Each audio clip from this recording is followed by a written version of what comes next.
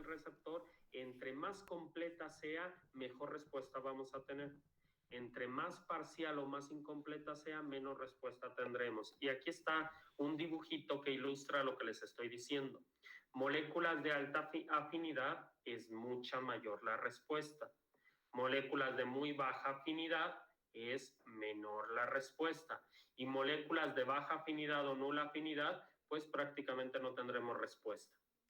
Yo creo que esto no necesita mucha explicación, o no sé si a ustedes les suena complicado o no les suena complicado. Entender esto de que se pegue mucho, se pegue poco, probablemente no cuesta ningún trabajo. Ahora vamos a entenderlo en la vida práctica. Aquí vamos a un ejemplito que les va a servir para el examen de la próxima semana en relación a fijación del fármaco de ligando con el receptor. Vamos a pensar que tenemos un receptor intracelular que sea ciclooxigenasa 2. Bien, esta ciclooxigenasa 2 es una enzima. ¿Y para quién va a estar dirigida esta enzima? A ver, ya la vimos en la clase de ayer. ¿Quién es el blanco farmacéutico para esta enzima? Albúmina.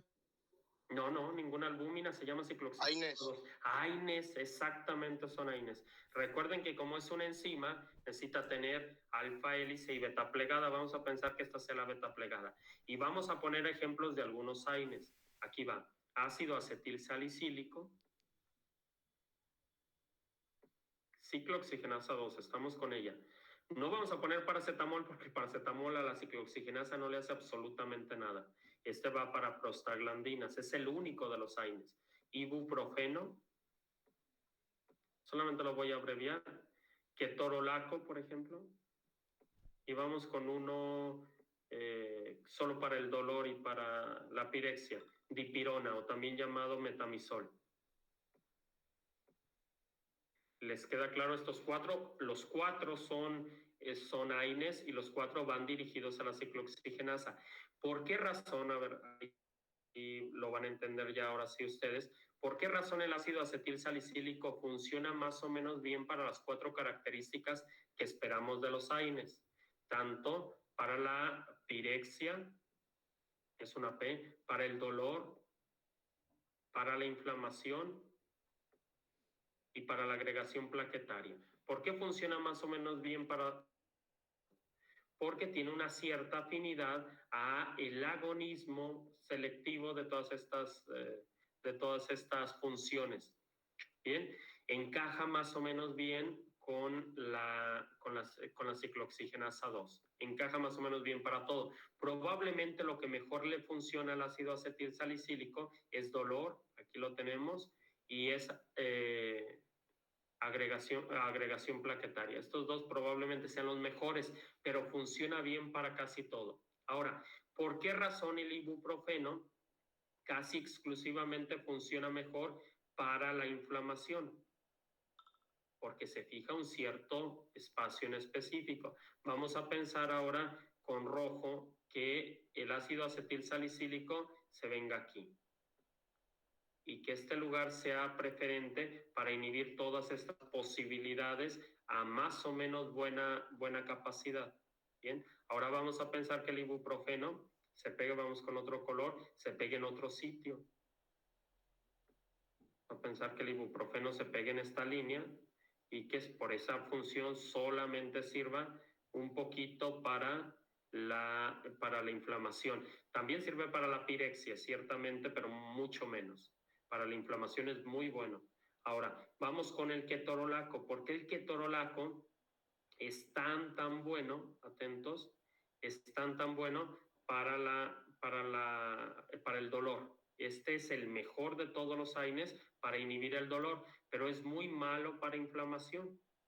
Para quitar la inflamación es verdaderamente malo y es verdaderamente bueno para el dolor. Entonces, bueno, probablemente se pegue en otro sitio de la molécula que podría funcionar justamente para el dolor y no para la inflamación y no para la agregación plaquetaria y no para la pirexia. Bien, y finalmente, ¿por qué la dipirona funciona muy bien para el dolor y funciona muy bien para la pirexia, pero funciona muy mal para la inflamación? Pero mal. y funciona muy mal para la agregación plaquetaria? Bueno, porque probablemente se pegue en otro sitio de la forma ciclooxigenasa 2. ¿Sí? ¿Está quedando claro? Es aquí probable entender la afinidad de la molécula farmacológica con el receptor. Y según sea el sitio que inhiba, va a ser la respuesta que vamos a tener. Según sea el sitio que se le pegue, vamos a tener la afinidad que va a tener la molécula con la molécula blanco, la molécula farmacológica con la molécula blanco, y ahí vamos a tener el índice de respuesta o muy bueno o muy malo para algo, y entonces ya vamos a saber cómo se comportan algunos. ¿Sí? ¿Alguna duda? A ver, díganme, ¿tuvieron alguna duda con esto? Profe, nada más que dijo que era IP. ¿Dónde tengo IP? Un segundo. Ibuprofeno. Y ese es muy, muy bueno para inflamación, ¿eh? Probablemente de los AINES es el mejor para inflamación. Y bueno, ahí él estaba diciendo, probablemente ahí si nosotros queremos algo que sea bueno para todo, pero no tan buenísimo para algo, el ácido acetil salicílico. Yo creo que no va a haber nada mejor que eso. Y es el primero de todos, el salicilato más conocido. ¿Bien? Ok, ahora, en este momento ya vamos a iniciar con lo más complicado que nos espera, y es los tipos de receptores. Quiero que le pongan mucha atención a esto porque si están haciendo cualquier cosa, tal vez esto sea el momento más complicado de la clase. Dígame. ¿Me puedo interrumpir tantito? ¿Le puedo regresar un poquito a una diapositiva que no alcancé a anotar? La que dice receptor. ¿Cómo no? Esto es simplemente de la afinidad. ¿O es la otra? Una antes de esa. Ok, ahí está. Esa. Rápido, perdón que la haya pasado rápido, pero porque ya la habíamos dicho. Lo habíamos dicho al principio, le dije que las íbamos a retomar. Lo único que le agregamos aquí son los dominios extracelulares o dominios intracelulares. Cualquiera de estas partes se puede activar, ya sea dentro o ya sea fuera. Sí, profe, mil gracias. No hay de qué. A ver, vamos ahora sí con los tipos de receptores más comunes farmacológicos. Probablemente los canales iónicos, hay mucha información, pero no la voy a leer y no me voy a entretener ahí, más que la voy a explicar para que se les quede claro. Los canales iónicos son los más sencillitos que vamos a ver. Tienen 2 diapositivas con muchas letras, pero está muy sencillo lo que vamos a entender, y es en base a canales iónicos. Estos canales iónicos deben demostrar afinidad con el receptor. Este es el receptor y deben de mostrar afinidad, con el ligando. Este es el receptor, ya lo andaba diciendo mal. El ligando debe tener cierta afinidad para que deje entrar o salir cosas. Cuando los fármacos, atentos aquí, esta es una ley de la farmacología, cuando los fármacos no entran directamente por difusión pasiva a través de los fosfolípidos, buscan entrar por canales iónicos. ¿Por qué? Porque muy probablemente son hidrosolubles y entonces van a tener que pasar por aquí, o de otra manera tienen afinidad al receptor para hacer pasar cierto tipo de iones. La gran mayoría de fármacos que tienen que entrar a través de receptores, yo creo un 80% lo hacen por canales iónicos, entonces son los más comunes. Bien, aquellos que no pasan directamente por difusión pasiva a través de los fosfolípidos, lo van a tener que hacer a través de la interacción o el paso por algunos receptores, y los receptores más comunes son canales iónicos. Les voy a poner el ejemplo, por así decirlo, de algún anestésico. ¿Han escuchado hablar de las benzodiazepinas, que probablemente sean las que más van a utilizar ustedes? Entre ellas el solazepam. No quiero hacerle promoción a nadie, pero hay un anestésico que se llama Soletil. ¿Lo han escuchado? Sí, muy utilizado, altísimamente utilizado, y es parte de las benzodiazepinas. ¿Para qué sirve el Soletil? Para hacer pasar el cloro, ya lo habíamos dicho, para hacer pasar el cloro por los canales.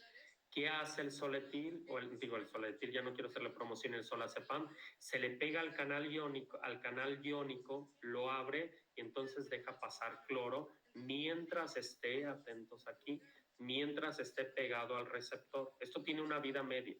Normalmente es alrededor de 2 horas a 3 horas según sea el índice metabólico del animal. Se le suelta el solazepam y se vuelve a cerrar el receptor y ya no pasa más cloro y entonces empezamos a sentir. No sé si me estoy dando a entender.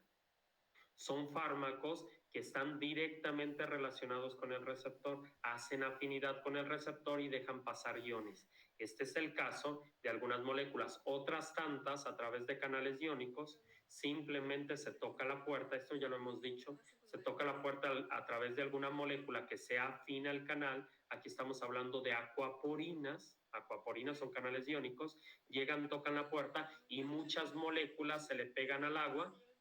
Al cabo son hidrosolubles, se le pegan al agua y acompañan el agua para la entrada. Tal es el caso de muchísimas penicilinas, bueno, muchísimos, se me va el nombre, betalactámicos.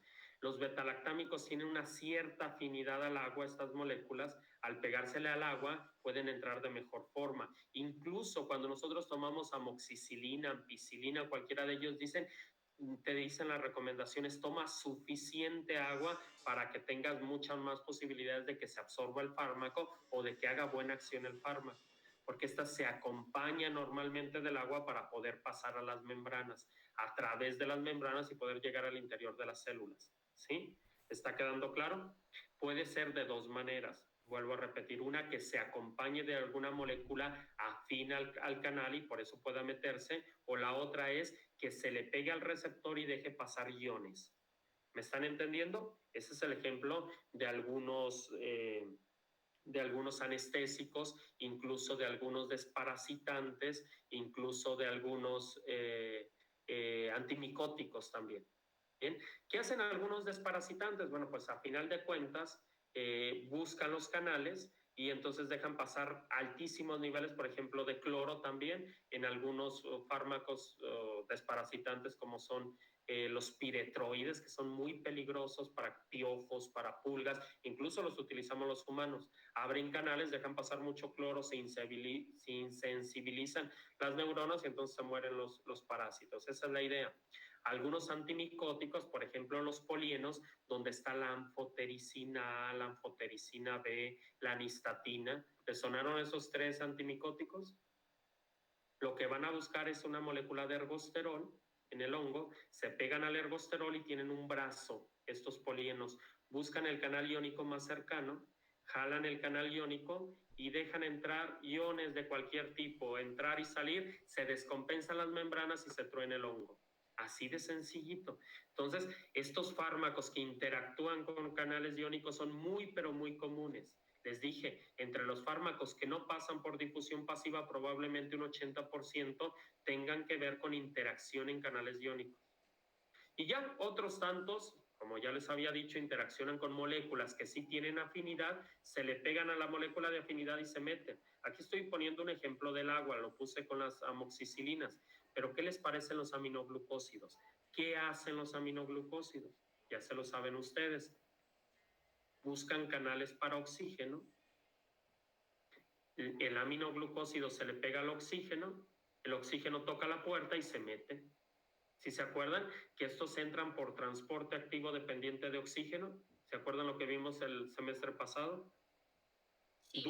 ¿Dudas sobre esto? Y esto es todo lo que está escrito aquí. Tiene que tener la actividad del ligando. El ligando tiene que ser específico, tiene que atravesar la membrana por el canal hidrofílico. ¿Por qué hidrofílico? Porque acá están los fosfolípidos al lado.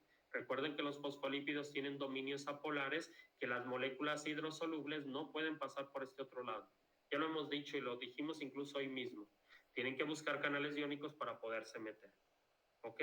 Y la otra es esta, que en particular algunas moléculas se le pegan para dejar entrar iones de calcio, para dejar entrar iones de cloro, hasta que cree necesario el proceso. Y nosotros tenemos que ser muy cautos de no cambiar el voltaje de manera tan drástica de esas células porque vamos a provocar daños. Incluso hay fármacos que ya no se utilizan. Yo les podría poner el ejemplo de cloroformo. ¿Lo han escuchado el cloroformo y que antes lo utilizaban como un anestésico? Y que incluso alguien que sea muy afín al cine de películas de ficheras y esas cochinadas que pasaban en los 70s, 80s, No sé, alguna vez vi alguna película de estas famosas del santo, no sé qué, que les ponían un algodón con cloroformo y que de inmediato caían sedados. ¡Qué peores mentiras! Eso ni se lo imaginen en lo absoluto. Yo trabajé sobre una vacuna que estábamos haciendo en la maestría. Y bueno, por supuesto que teníamos que sacar muestras de algunos corderos que estaban infectados de brucela y teníamos que sacrificarlos. Si los sacrificábamos con pistolas de perno cautivo, que era como lo decía la norma, prácticamente destruíamos la cabeza del corderito, entonces no era la opción. Tuvimos que hacernos de estos anestésicos poco recomendados ya, pero era para fines de eutanasia. A final de cuentas no traía ninguna desventaja. Les poníamos cloroformo y créanme que duraban hasta 20 minutos para poderse sedar y para poderse dormir. Entonces, aquellas películas esas que nos hacen creer que solamente con ponerles un algodón era suficiente, mentiras, pero tremendas mentiras. Ahora, incluso ese mismo cloroformo quemaba y les quemaba todas las mucosas a los pobres corderitos. Simplemente estaban dormidos y ya estaban a punto de la muerte, pero sí que todos estos se veían dañados así. Además, es que si alguien llega a utilizar estas moléculas que también son afines para abrir canales de cloro, vas a ver que si se llega a recuperar, casi siempre contienen secuelas. Se dejó de utilizar el cloroformo porque todas aquellas personas que las sedaban o las anestesiaban con este tipo de gas tenían problemas a futuro muy comunes de esquizofrenia, problemas prácticamente para conciliar el sueño, problemas muchísimos que acarrea el cloroformo. Tengan muchísimo cuidado de llegarlo a utilizar o incluso poderlo inhalar. Bien. No sé si tengan alguna duda sobre canales iónicos, y eso es prácticamente lo que exponen esos dos apartados que tengo ahí. ¿Alguna duda sobre canales iónicos? Casi siempre, atentos, casi siempre sí gasta energía. Hay que tener en cuenta esto, que casi siempre el paso de esta sustancia a través de canales iónicos sí gasta energía, pero nunca la vamos a comparar con la energía que se gasta aquí o la energía que se gasta acá. Es verdaderamente abismal la diferencia. Esta es una energía, pues prácticamente que gastan una cuanta, dependiendo la afinidad de la molécula por el receptor, pero se gasta no tanto. La energía que se llega a gastar en receptores tirosina o proteínas G es verdaderamente alta. ¿Alguna duda sobre esto? Y bueno, aquí vemos, imagínense, este es una benzodiazepina, por así decirlo. Se le pega la benzodiazepina, abre el canal iónico y empieza a pasar iones. Vamos a poner aquí si es una benzodiazepina de cloro. Y empieza a sedar o empieza a anestesiar según sea la función. Y lo que habíamos dicho en lo primero que estaba escrito aquí, que la molécula señalizadora debería de tener alta afinidad por el sitio. Debe tener muchísima afinidad al sitio y entonces va a abrir los canales de tal manera que deje penetrar los iones que sean necesarios de acuerdo a la fijación de la molécula ligando con el receptor. ¿Dudas sobre esto? Porque ya ahora sí esto es lo más sencillito en realidad. Ahora sí vamos un poquito más complicado. Vamos a los receptores tirosincinasa. Todos aquellos que estén haciendo otra cosa, a favor de poner atención aquí porque estos receptores involucran mucho de su atención, mucho de su conocimiento. Son receptores directamente relacionados para fines inmunológicos. Y dicen, bueno, pues unos cuantos, créanme que esto involucra una grandísima cantidad de fármacos, un grandísimo potencial que tienen el organismo de actuar bien. Entonces, no crean que es tan sencillito. En realidad tiene que llegar un ligando, una molécula señalizadora para que haga el efecto. Vamos a pensar aquí que vamos a poner un inmunoestimulante. ¿Han escuchado hablar que hay muchos inmunoestimulantes? ¿Para qué nos sirven los inmunoestimulantes? Para proveer de una respuesta inmune mucho más agresiva al organismo y que se pueda defender mejor.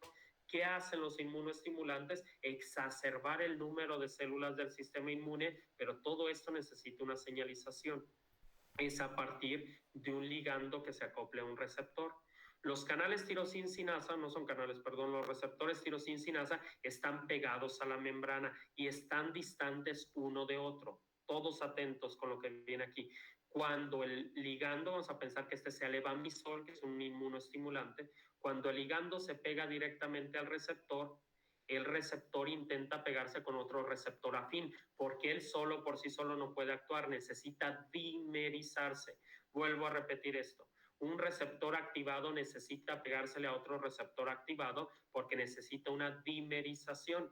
Ahora yo les pregunto lo siguiente: si ambos están activos, necesitan pegarse, ¿cómo le hace para brincar, ir recorriéndose este e ir recorriéndose este otro, para a final de cuentas estar juntos?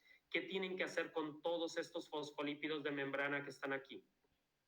¿Quién me podría decir qué tendrán que hacer estos fosfolípidos que están aquí presentes en la membrana? Atentos, atentos.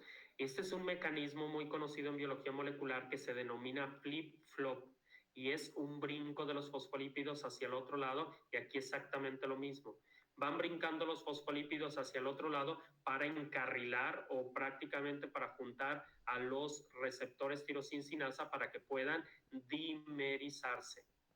Vuelvo a repetir, el mecanismo de cómo se van a juntar los dos receptores se denomina flip-flop, y esto es referente a cómo los fosfolípidos de membrana se recorren hacia el otro lado para juntar a los dos receptores tirosina, y ahora sí se puede hacer toda la señalización hacia adentro.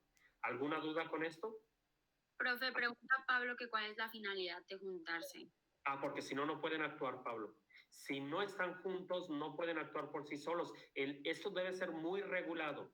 Hasta que se dimericen pueden actuar. Si no están dimerizados, no hay posibilidad, atentos porque aquí viene lo importante, no hay posibilidad de que se fosforilen en su dominio intracelular. Para que los dominios intracelulares de estos se fosforilen, es necesario que dé la señal de aquí para acá y de acá para acá cuando están juntos. Con mucha distancia no pueden fosforilarse. Por lo tanto, es necesario que se junten. ¿Cómo se juntan? Moviendo los fosfolípidos de la membrana que están entre medio de ellos a través de un mecanismo que se llama flip-flop. ¿Sí les queda claro? Flip-flop. Bueno, va pegada a la palabrita. Y esto es como las chanclas en inglés. ¿Cómo? Como las chanclas en inglés. En inglés se dice flip-flop. Pero yo creo que les pusieron las chanclas así porque como que hacen ese mismo movimiento de los fosfolípidos cuando brincan de un lado para otro, o viceversa. Yo no sé si les pusieron a los fosfolípidos así por las chanclas o las chanclas por los fosfolípidos. Alguna razón debe de ser, ¿sí? ¿Vamos bien? Estos fosfolípidos se tienen que mover y al moverse van a hacer que se dimericen los dos receptores de membrana. Y aquí a continuación viene, ya están dimerizados. Una vez dimerizados, estos se pasan la señal y se fosforilan. Atentos.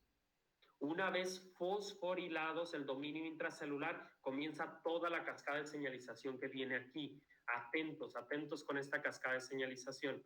Los fosfolípidos están fosforilados. Se tiene que hacer una agregación y luego una cribación. Vuelvo a repetir, primero se agregan y luego se criban para dar origen, atento, ¿para qué nos interesa? Para dar origen a que se zafe una sinasa y esta sinasa pueda llegar al núcleo de la célula eucariota para que pueda activar genes. Vuelvo a repetir, y van a ser genes que van a ser probablemente proinflamatorios a través del NF-κB o a través del proceso que sea, pero aquí se van a transcribir genes de procesos inflamatorios y es la señalización MAP-sinasa, así se le llama. Es por una degranulación, primero una agregación y luego una degranulación. ¿Cómo va ese proceso? Bueno, en el poquito rato que nos queda lo voy a decir muy rápido para la siguiente clase enfocarnos muy bien. Una vez dimerizados los dos receptores, se le pega una proteína. Primero dijimos que se iban a juntar todas. Se le pega una proteína que se llama GRB2. Esta proteína, a su vez, llama a otra proteína, una vez fosforilada, llama a otra proteína que se llama SOS. Una vez estas dos pegadas, se fosforila la SOS y se le pega la RAS. Y una vez pegada la RAS, esta ya pegado las tres quinasas, se mueve a otra parte del citoplasma, a otra parte de la membrana, y ahora sí comienza la degranulación. De RAS se pasa a RAF, de RAF a MEC y de MEC a ERK. ¿Cómo se hace esto? A la primera se le llama tirosin quinasa. Les dije que es un proceso de degranulación. A la siguiente se le va a quitar una quinasa y le vamos a llamar tirosinquinasa, quinasa. Y ahora sí la que viene es simple y sencillamente tirosinquinasa, que se denomina ERK o MARC2 también, pero ERK es la más común, ERK1. Esta tirosinquinasa está junta. Lo que hay que hacer aquí es quitar la tirosin o la tirosina y que se suelte la quinasa, que normalmente se denomina quinasa 6, y se mete al núcleo como factor transcripcional. Y una vez ya metido al núcleo, se va a ir al sitio promotor. Recuerden eso que lo vimos en transcripción. Se le pega al sitio promotor y una vez pegado al sitio promotor, acetila el gen, se transcribe el gen, sale el ARN mensajero, se traduce y vamos a pensar que se traduce en un interferón gamma. Este interferón gamma va a tener muchísimos procesos para que también actúen algunos productos farmacológicos. Yo les podría decir, en veterinaria de mucho utilizamos como antivirales algunos interferones. ¿Qué hacen los interferones? Vienen a través de este proceso para parar la posibilidad de que las células se contagien de infecciones virales. Pues hay que entender que el interferón tuvo que salir a través de este proceso. Bien, ¿más o menos les quedó claro? Vuelvo a repetirlo. Primero es un proceso de agregación y después del proceso de agregación viene un proceso de cribación o de eliminación de algunas moléculas a través de RAF, MERC y luego ERK. ¿Sí? RAF, MERC y ERK. Vamos ahora a ponerlo aquí más o menos. Dijimos que primero estaba esta célula. La célula, vamos a pensar, le dimos levamisol. Se le pegó el levamisol aquí y tiene que juntarse con otro tirosinasa, con otro receptor. ¿Qué tuvo que hacer con los fosfolípidos de membrana? Aventarlos a los lados para estos poderse juntar. Y este mecanismo de aventar los fosfolípidos a los lados lo conocemos como... A ver, ¿cómo se conoce ese mecanismo para que se junten los dos receptores de membrana tirosinasa o Flip-flop. Muy bien. Una vez que ya están pegados los dos receptores, se fosforilan en sus dominios intracelulares y una vez fosforilados los dominios intracelulares, comienza el proceso de agregación. Van a ser 3 moléculas que se agreguen. Una que se llama GRB2, por ejemplo, luego una SOS y luego una RAS. Bien. Y ahora que ya están agregados, estos se traslocan a otra parte de la membrana para ahora sí dar el aviso y comienza el proceso de degranulación. De RAS se pasa a RAF. RAF. Ajá. Y de RAF a MEC. MEC. Y de MEC a ERK. ¿Eso es lo de cribación? Sí, este es el proceso de cribación, ya que se traslocó las 3 proteínas unidas. MEC es que iba luego ERK. ERK1 normalmente es, porque sí hay más ERK. Pero solamente quiero que se aprendan así para que vean que el proceso no es tan sencillito. ¿Qué quiere decir la RAF? De RAF se pasó a RAF. ¿Qué es la RAF?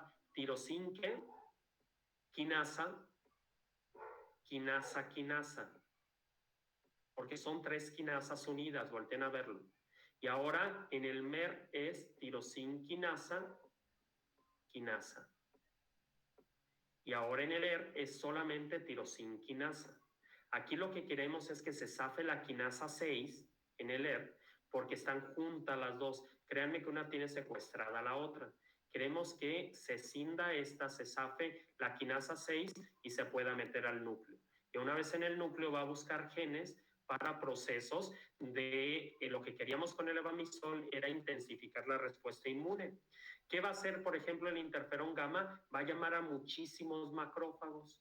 Entonces, entre más macrófagos haya, más protegidos estamos. Por eso son inmunoestimuladores, muchísimos macrófagos. Pero no se puede dar el proceso sin entender esto. ¿Sí? ¿Les queda claro? ¿Por qué no podría ser tan sencillo de que solamente se active esto y que se rompa directamente la quinasa 6? Porque créanme que la naturaleza no es tan sencilla. Si esto fuera tan común, tendríamos un montón de procesos inflamatorios por cualquier tontería. Debe de tener todo un proceso bien denominado para que podamos llevar a una a un proceso burocrático, por así decirlo, pero altamente efectivo para que la célula pueda funcionar. ¿Más o menos les quedó claro? Es como si fuera purificando la molécula, algo así. Ándele, como puros procesos burocráticos. Yo no sé si alguien ha visto una serie muy graciosa que se llama Mr. Bean. ¿Sí lo han visto? ¿Qué hacía para encontrar la llave de su carro? Abría una puertita, de ahí sacaba una llave, luego abría otra cosa, luego abría otra cosa y al final se encontraba la llave de su carro. Hagan de cuenta que la célula hace algo parecido para que esto no sea tan sencillo y no se le salga de control. Tiene que tener un proceso altísimamente establecido, altísimamente controlado para que pueda llegar a que algo entre al núcleo. Para que algo entre al núcleo debe estar muy, pero muy señalizado, muy, pero muy controlado y no cualquier molécula puede entrar al núcleo. Dijimos que esta membrana nuclear, habíamos dicho el semestre pasado que era muy piquismiquis, de aquello que dejaba pasar cualquier cosa en condiciones altísimamente controladas, porque el dejar pasar cosas al núcleo es como ponerte la soga al cuello o salvarte prácticamente. Es muy peligroso porque al prender o apagar genes estamos cambiando todo el organismo. ¿Bien? ¿Dudas con esto? Bueno, pues la siguiente clase vamos a terminar y muy probablemente quiero que se vengan preparados. Quiero que se vengan preparados para la siguiente, el día que es el día martes o cuando nos toca clase. El día miércoles, ¿verdad? Vénganse preparados para el día miércoles por la posibilidad de que hagamos el quiz de AINES ese día. Bien, no solo AINES, de desinflamatorios.